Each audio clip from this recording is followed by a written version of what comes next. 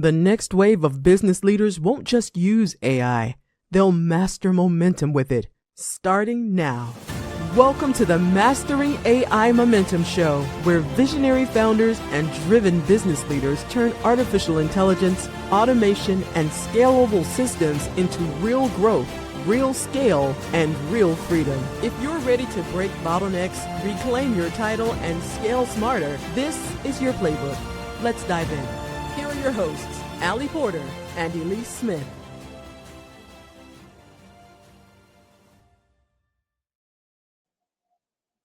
Welcome, everyone, to the Mastering AI Momentum Show. I'm Elise Smith, your AI business strategist with Millionaire Momentum AI Agency, where we help visionary founders and marketing leaders design systems that scale growth without losing creativity or control. Today's conversation is for every agency owner who's ever wondered how to balance artistry with operations and why systems might be just the key to creative freedom. So I'm so excited to have Dan Salganik with us here today. So welcome, Dan. Yeah, thanks for having me. Definitely excited as well. Awesome. So he is the CEO and managing partner at Visual Fizz, a B2B digital marketing agency working at the intersection of industrial innovation and digital transformation. And with a background in operations, finance, and creative strategy, Dan has spent nearly a decade building Visual Fizz into a powerhouse known for its quality relationships and process-first approach, helping brands across manufacturing, tech, and logistics scale through smarter strategy and digital excellence. So this is quite a treat to be able to have you on with us here today, Dan. Yeah, I appreciate it. And I will say that your intro is the perfect pitch. I can maybe retire and let you run my introductions because that was excellent. I felt so important and powerful during that. I appreciate it. I love it. That's awesome. Well, what I love about Dan's story, because we had a chance to chat a little bit before this, is that he built his agency from day 9 of profitability. Isn't that right?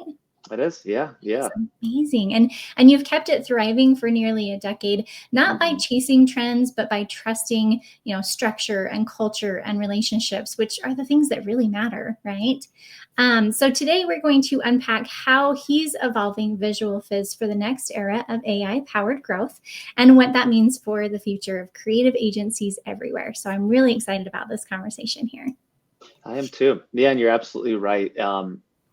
This concept really did come from a lean startup methodology and really focusing on, the relationships at heart, but also just being a smart business and not overstepping, the size at which we were at and the relationships that we had built. My co-founder and I were rather young founders when we built Visual Fizz or came up with the concept and, launched it. And it was really important to me that we're not getting ahead of ourselves and building something that is sustainable and grows over time. And so, yes, you're definitely right. I always joke we built Visual Fizz with $50, and we're profitable since day 9 after landing our first clients, and we've just reinvested a lot of that year over year and built a scalable team from there. That is so beautiful. I feel like that's like the American dream, right? Like that's what people think when they think about building businesses, and sometimes it works that way and sometimes it doesn't. But let's talk about Visual Fizz for just a second here. What makes your agency stand out compared to the other agencies that are out there? Good question. There are so many agencies out there, and I'm not blind to that.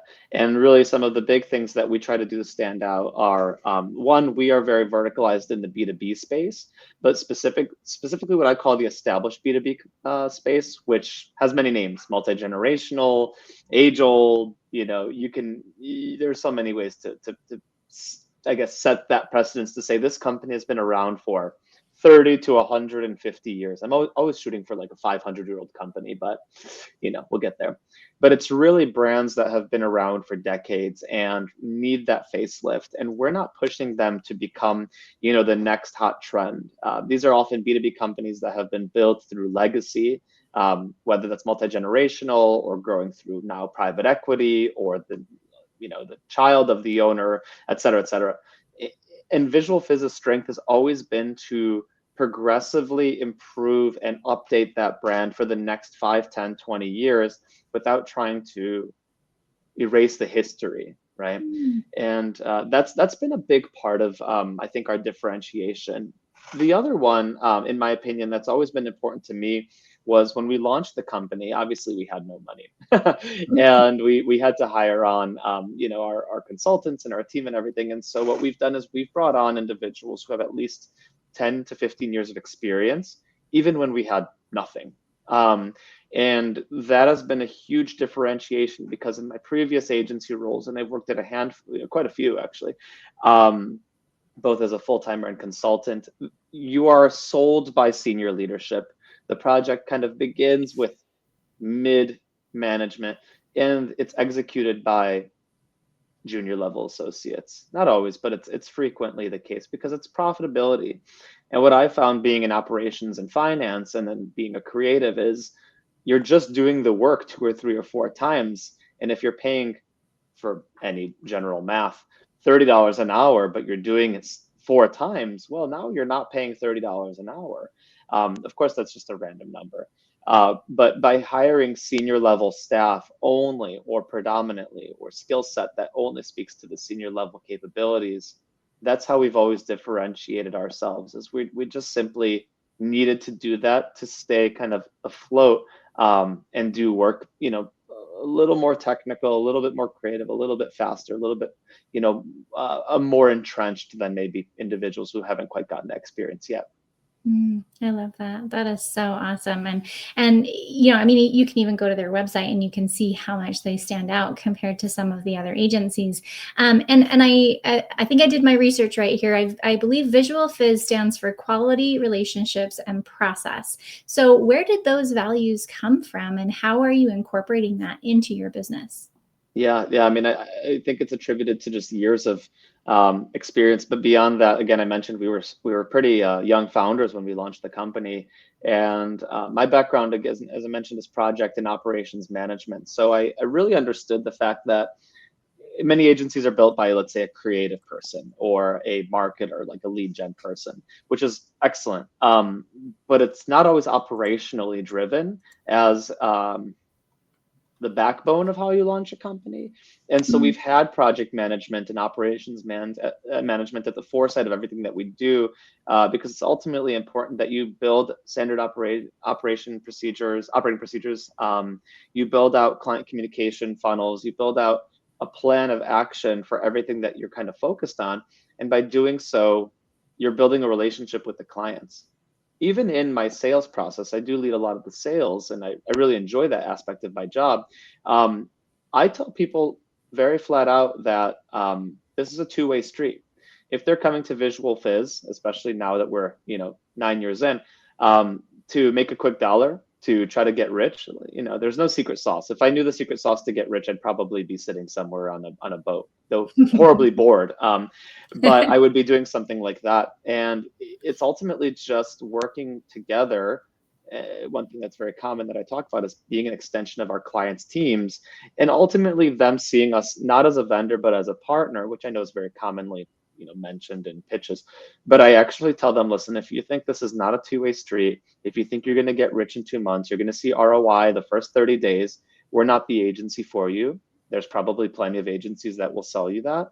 I'm looking for long-term growth, both for myself and for my partners here. And I'm always a resource if you need me, but this is not going to work out. And the people that really see, hey, I want to work with Visual Fizz for years. I see you guys as a partner. I want to ask and execute with you. I want to work with those people. Yeah, I love that. How do you attract those types of people? Like, how are you gaining your clients right now, if you don't mind me asking? Yeah, I mean it's a hybrid, because as I mentioned, we were young founders. We didn't come in with this heavy book of business. We had to really prove ourselves. So candidly, we've always had an uphill battle as compared to maybe someone who came from a highly senior role and can bring their clients with them, and had an agency that started already at that level of capability, or maybe that level of building relationships. And so a lot of that was building legitimacy both on and off the web. We host a lot of events, especially pre-COVID, and now back into it. There were a couple of years, obviously, we went kind of remote, but we host a lot of events. We try to meet people in person, and we put out a lot of social proof as we're recording this, I want to say we have around, give or take, 70 case studies. We have probably 65 to 80 5-star reviews. I've got video testimonials of my clients. I talk to them all the time. You know, one big thing is I even push my project management team to spend a couple minutes per call, nothing major, you know, asking about the client's kids. How are they doing? How's the family? Oh, I heard your, you know, son, daughter went, you know, just started college. How's it going? And at the end of the day, just because we're B2B, I'm not selling to a faceless entity that is a business. I'm selling to people that have lives with, and the business is a piece of their life. And so it's very important that we understand that as we're selling, as we're talking, as we're communicating, the person comes before the business. And once you do that, you're able to build those relationships. So it's a lot of everything. You know, we do inbound, we do outbound, we do events. I try to build as many relationships as I can. And it's just trying to amalgamate all those things into what is kind of the growth of the organization. And I love that you lead with heart. Like that is the individual person, because there is a person behind the business. It's not just that entity that you're working with. So I think that helps you to stand out, I think, among other agencies. Every agency should be like that, but it's not always the case. So how do you stay relevant and up to date with the industry changes, especially considering AI, with everything changing so often? Yeah. I like to think that Visual Fizz is not a reactionary company. AI is here to stay. It's massive. I'm not downplaying it by any means, but just I like to think of things in a cyclical manner, right? 7 years ago, give or take, the explosion of blockchain happened and cryptocurrency, and we were kind of, I don't want to say the forefront because it's definitely not the case, but we put out content around the space, and I mean, people reacted. We were getting a lot of leads, and they were not so great. And we realized that's not an area for us. And we were reactively selling to what's hot. AI is going to be, in my opinion, a little bit different for sure, because AI is a tool to help us really scale up our automations and our processes and our abilities to digest and so on and so forth. And so I think it's important to always come in with the understanding that AI is an evolution and not like a, I don't know how to even put it. It's not something where we need to overreact right away. As an example, many of our own landing pages and work that we put out is already being found by the crawlers through LLMs and through, you know, GEO. But we didn't go out of our way to try to get there. What we did is the same things that should have been done 10 years ago in SEO, which is put out good, clean content, have very high quality technical capabilities. Our site is always sitting at, you know, a pretty healthy site, you know, score, health score. All those things are still very vital, just like they were 10 years ago. But the difference is it's an evolution in how we communicate. Think about skyscraper approach or other things that were very popular for SEO, you know, very long content, which now most of us, we went from 3,000 word articles to, you know, 100-word summaries. It's an evolution, and that's the way I see it, is always be on top of it, but don't react to it, because it will change again. And if you mess with the algorithms too much, they will actually go, you know, they will fight against you. Absolutely. And it seems like you guys do a good job of understanding what is in the industry right now, and what to use and what not to. When it comes to marketing, I think most people think like, oh, you know, you're either all in or all out of AI, right? Like you use AI to create all the content, and, you know, and I could just do that myself. And there's a lot of negativity, especially in the marketing field, around AI in that way. But then there's also the, I don't want to touch AI with a 10-foot pole, because I want to make sure that I have, you know, my relationships and keep everything really genuine. How do you strike that balance in your industry? Yeah, it's interesting. So a lot of my industries, as I mentioned, I have two, I have multiple, but two primaries, which are technology, which is highly innovative, highly reactive, highly investor driven. That's always going to be kind of what you said. AI first, integrated everything, very lean. Even if they're series B, C, D, I'm finding that constantly my clients. It's not a bad thing, but it's reactionary, and it's how do we scale up against the many new companies that are fighting for us or fighting for our space, that are PE backed generally or investor backed, right? And so in one part of my business, we have to move fast, we have to move lean, we have to be innovative. And then the other part of the business, I work with very conservative organizations. They are 30 to 60 years old. A lot of the demographic of the client team members are a little bit older than my tech clients.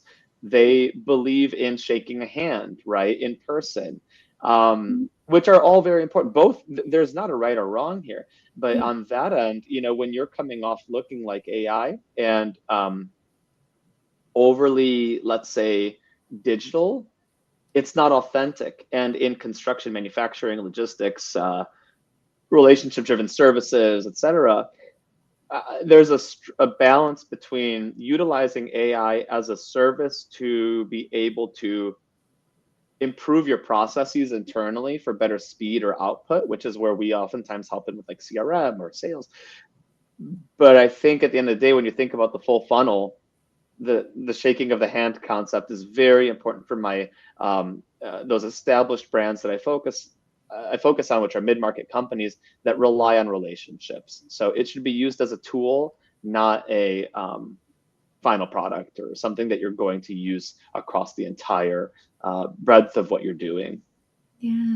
And I'm finding that as I'm interviewing more and more marketing companies, and even just my own marketing experience, that AI can be a part of the puzzle, right? You can use it as a tool, you can use it to help generate ideas, but it doesn't mean it has to take over. I mean, you built your agency to have those relationships. That's part of your value. And so I Mm-hmm. don't think that, AI comes along and you're like, throw all that out the window. That Mm-hmm. doesn't work that way. So I like the fact that you're finding that balance. And I think that most really good marketing companies are utilizing AI, and that human connection as well, because you really can't have AI without the HI, the human intelligence, right? Mm-hmm. Yeah, and I mean, here's the thing. I think a lot. Again, I come in with the like realistic approach here. Like I think AI again is so valuable, but I think where it really becomes valuable is under under the platform. I'm a big believer that it's a scalability tool, not an end all be all. Um, and the way I see it is there's a lot of people, even existing clients or people that I talk to at networking events or friends and family, other professionals, et cetera, who really want to avoid AI as a tool because it's inauthentic, but also as an example, you can tell when something's written by AI and you're actually put off. That actually kills the relationship because you go for this large number of outreach, right? There's an example, cold outreach. Hi Dan, I've been following Visual Fizz for many years, and I love the fact that you've increased blank by 26%. And I'm like, you've never met me before, and you've never looked at this. Like this is like we know we're marketers. We know when it's a lie, and that actually puts me off more. If somebody, please, no one who's listening to this do this. If like, hi Dan, I've never looked at your site yet, but I want to talk. Like I'd be like, well, this person's actually authentic. Hey, I looked at your website, read it, don't, whatever. Like at least you're honest. So I think I found a lot of my clients were like, well, I don't want it to sound like that. And that's coming up. That's something that I think we're gonna see more. There's almost TMI, like too much information, and that's hurting the process a little bit too. Yeah, very, very interesting. So what systems or tools are you most excited about that you guys are using in your company right now? Good question. Right now, the big thing for me versus the company is I love utilizing AI for recording calls and being able to utilize those notes accordingly for, especially in a sales perspective. Sales pipelines have shifted post-COVID world, and now and the pipeline process is generally longer. I've talked to a lot of agency owners. I don't want to speak for everybody, but they've gotten longer. And so when you're thinking about a sales conversation back in April that you're still talking about, Of course, you can do the video recording, but now I have all these tools to summarize that conversation, to think about the intent, to think about what are the action items. And that has not only helped myself, but it's helped my project managers. Well, okay, let me rephrase. That's helped myself in quite a few ways to write out the SOW, to rethink things, to say I've listened to this person and here's how. That's a great like listening tool. For my project managers, it's very similar, where they're going to use that one to just re-listen. It's not going to make them they're not going to go with that summary and just say, hey, turn this into action items. That's not going to help, but it will be another tool to come back and say, can you summarize this for me? And then they could bring it back to the team and then bring out action items. And that's pretty cool. I have a couple more if that's cool with you. Yeah, please share. The other part that I'm finding really interesting is the use of AI. And this is something where I think our team can get better. I think a lot of agencies are still figuring it out, not to speak for everybody here, but is utilizing data in a better way to be more useful, because I'm a big believer that data is useless unless it's actually properly used. You know, I could look an Excel document with 600 rows and columns, and it literally doesn't matter. But to be able to tell a story with data is a very different thing, right? And for a lot of individuals who don't have big data experience, which I do not, I am able to take, as an example, my clients who wanted to look into week over week, month over month, year over year data around 8 different subject matters over the course of years. I mean, that would have cost thousands, tens of thousands for certain teams to do, because you're trying to. But now I could go back and I can mix around and add the prompts and kind of rework it a little bit, and I'm able to get a pretty close assumption of the direct target market, what the exact number of years they are, how this transition happened, and provide me summaries. And what's ironic is the clients that I've done this for, specifically when I'm thinking about, nothing wrong with them, and they do excellent work, but they actually thought their demographic was multiple years younger, like a good amount, and this is where age is important, than the actual demographic we're focused on. And same with location. They thought their demographic is, I forgot what it was, hundreds of miles from their location, when in reality their demographic was 35. So that allows us to make better purchasing decisions for ads. Again, it's using them as tools for the outcome. I'm not having AI make my ads, not yet. But what I now know is, instead of I'm making these numbers up, instead of putting a 21 or 22-year-old on my ads, I'm actually going to put a 28-year-old, because it speaks more to the demographic that we figured out after doing this work. So long couple of examples, but those are really ones where I like to use AI. Yeah. And I think it's so fun to talk about like case studies and examples, because you don't know what you don't know, especially when it comes to AI. I mean, I remember when I first got started with it, I had to actually ask ChatGPT, like, okay, this is great for recipes or date night ideas or something like that. How am I supposed to use this in business? And so it's so neat to be able to hear how founders and visionaries like yourself are utilizing it. And I have to say, on the phone call, there's a lot of different types of like note takers out there, but it is so helpful to be able to see things that maybe you didn't see. I know I had a call recently where it was an industry that I'm not as familiar with, and I was able to just kind of go back and forth and say, okay, like, help me understand what this company is doing, like from a 5th grade perspective. I'm like, okay, I can understand like recess and all that kind of stuff. There's so many different cool things that you can do that is just going to help your relationship even more. So thank you for sharing that. I really love that. Awesome. So if we could, I mean, since this is, Mastering AI Momentum, and we own M2 AI Agency, if we could build out like any AI agent that would take a role or a task that you guys either don't like doing or not as efficient as you'd like to be, what would you want this AI agent to do for you? Great question. There's a number, but I think one area where it's hard for humans unless they're completely, like, their role is strategist, and you really have to have a team that has that person that's built out a lot of campaigns. Somewhere where it could be really helpful is somebody that can go in and take all of the findings, because we're a semi-verticalized agency, right? We build audits or game plans or strategies, whatever you want to call them, in social, for any client, in social media, in SEO, in paid search, in web, and we'll kind of take all of those as separate because they are technically very different verticals.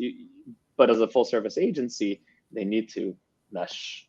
And so where there are challenges as a human, any human, I mean, you have to be highly intelligent, is putting all of these specialized items built by people, again, with 15 years experience, who may go very in the weeds, and turn it into a well-organized campaign strategy that is both a combination of what all of the specialists have put together, but also something new. Because what they're coming up with is the past, it's an audit. And then there's, of course, future recommendations, but aligning all those together with something creative to not only say, we should make a campaign for blank, of course, that's obvious, but to say, based on what I'm finding here, coupled with what's industry trend, coupled with what the competitors are doing, which is all in my documentation, but also online, you can combine it, marry it, and turn it into a well-rounded campaign concept or series of concepts, and even throw on visuals of what that can look like that are actually good, because sometimes they're not, and what that can look like on social, what the web, like that is a huge opportunity. It could be a huge one for me for sales, but a huge one to say, Visual Fizz team did all the work. We did the heavy lifting, but we used AI to be able to combine all this, to put it together, to glue it. That's pretty cool. That's somewhere where I think most agencies, until they get to rather large, you don't have the budget, the hours, the allocations to be able to put that person in that room, Yeah, even just the research time alone for something like that. I mean, that is one of the greatest strengths about ChatGPT or just AI in general is the fact that it can research for you in seconds, when normally it might take you days to weeks to be able to find all of that out. So yes, that AI agent is actually very, very doable. Oh, I bet.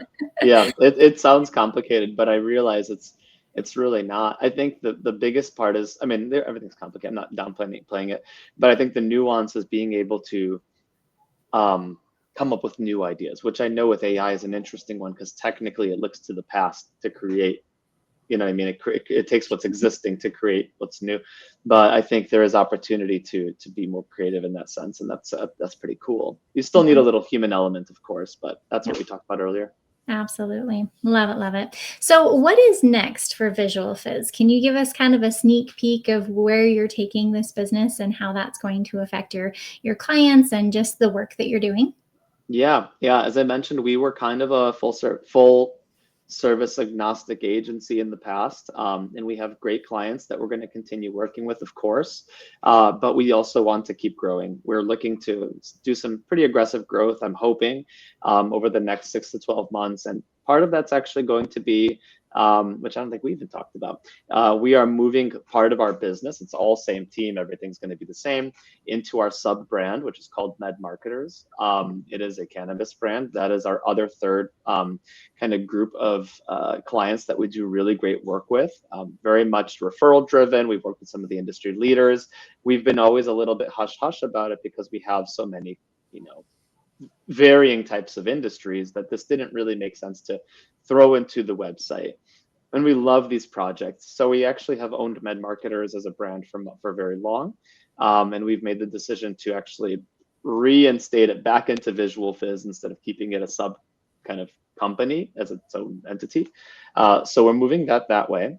And then we're pushing things away kind of slowly, like with the tides, and moving them away to really focus on the things we're really good at, which is that full service style for some of these sub categories like construction, manufacturing, industrial, and technology, and just going all in on that. So a lot more digital presence, putting our dollars there, more events, more podcasts, speaking to leadership. I have a big, pretty extensive 6-month campaign I'm building right now all around that, because my goal is to really be a leader in that space as an agency, because we're good at it. And of course, we'll take on that other work because we are good at that too. But that being said, from an outside perspective, we really want to focus on what we're really have built up. So we want to create repeating processes. So my short answer to that is we want to grow. We are not like a steady hold your horses company. We also don't want to grow without, to 100 clients or whatever. We just want to increase the size of our client base ever so slightly from a quantity standpoint, but from a quality, and we have great quality clients. But what I mean from there is, larger retained work. So we can actually be doing more complicated, bigger stuff. So it's slow and steady, just like we have been, but it's strategically important. Like even this year when we switched to established, sorry, my answers are always very long, but when we switched to established B2B brands, the verbiage around established B2B brands, I have found that the average size of our customers, not by dollars, but by fiscal size for revenue, tripled, quadrupled. They were much larger, much more advanced, even Fortune 500 type of companies, maybe Fortune 1000, Fortune 2000, but they were substantially larger organizations that felt that we spoke to them. Now the next step is to reinvigorate and evolve our brand to further fit that model, because it's been a slow evolution, but I think we're ready to make that next step. That's exciting. I love what you've done up to this point, and I know it's just going to get even better from here for your team, your company, your vision, and even the clients that you have. So thank you so much for being here. Now, if people want to connect with you, obviously they can go to visualfizz.com, but where else can they connect with you, or how do you prefer that? Yeah, definitely LinkedIn, Dan Salganik. There's not a lot of us. Or you can reach out at hello@visualfizz.com. That email will go to me. And please let me know if I could be a resource, if there's interest in working with us or anything where I can just help out or connect. My goal is always to be just as helpful as I can be for anyone. Yeah, absolutely. And this conversation's been so helpful. I'm sure that it's given people a different way to look at what they're doing and how they're doing it. And maybe even if you're, worried about hiring someone in the marketing space who is utilizing AI, I think that he is such a great example, and so is his company, of balancing all of that, to be able to not lose that human connection. So just love what you're doing. Keep up the great work. Yeah, thanks for having me on the podcast. It's been great, and I always love talking about what's next, right? Yeah, exactly. Awesome. Well, to everyone who's listening, if you're ready to scale with smarter systems and apply for a free AI growth plan customized completely to you, you are more than welcome to go to m2aiagency.com. So thanks again, Dan. You've been an amazing guest, and I'm excited to get this out here. I'm appreciative. Thank you very much. Awesome. All right. Until next time, keep mastering your AI momentum. Bye, guys. You've been listening to Mastering AI Momentum.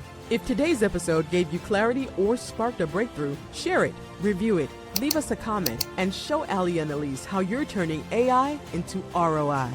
And make sure you subscribe, because the next episode could be the strategy that unlocks your next level. Until then, build smart, scale fast, and let AI multiply your momentum.